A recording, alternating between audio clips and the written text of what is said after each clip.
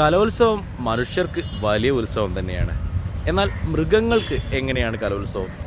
കലോത്സവ വേദിക്ക് ചുറ്റുമുള്ള മൃഗങ്ങളെക്കുറിച്ച് നമുക്കൊന്ന് അന്വേഷിച്ച് നോക്കാം. ആശ്രാമം മൈതാനത്തിൻ്റെ ചുറ്റുമായുള്ള മരങ്ങൾക്ക് മുകളിലെല്ലാം കാക്കക്കൂടുകളുണ്ട്. എന്നാൽ കൂടുകൾക്ക് സമീപത്തായി വളരെ നിരാശരായിരിക്കുന്ന അനേകം കാക്കകളെയും കാണാൻ സാധിക്കും. ഉറക്കം നഷ്ടപ്പെട്ട് നിരാശനായിരിക്കുകയാണ് ഈ കാക്കക്കൂട്ടൻ. പതുക്കെ ഒന്ന് കണ്ണടയുമ്പോഴേക്കും കുച്ചിപ്പുഴിയുടെ കൊട്ടും മേളവും. അതോടെ ഉറക്കം പിന്നെയും പോകുന്നു. ഏറ്റവും സേഫ് അല്ലാത്തത് തെരുവുനായ്ക്കളാണ്. അപകടങ്ങൾ ഉണ്ടാകുമോ എന്ന ഭയത്തിൽ പിടിച്ചുകൊണ്ടുപോയിക്കൊണ്ടിരിക്കുകയാണ് കോർപ്പറേഷൻ പല നായകളെയും. സാധാരണ മനുഷ്യരെ കണ്ടാൽ ഒറ്റയടിക്ക് പറന്നു പോകുന്ന കൊക്കുകൾക്ക് ഇപ്പോൾ വലിയ പേടിയൊന്നുമില്ല.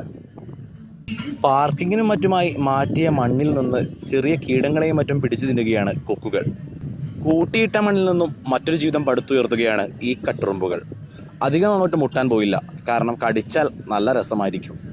എന്നാൽ ചുറ്റും നടക്കുന്നതിനൊന്നും കൂസാതെ ആകാശത്ത് വട്ടമിട്ട് പറക്കുന്ന ചിലരുണ്ട്, പരുന്തുകൾ. അവരെ ഒന്നും ബാധിക്കുന്നില്ല.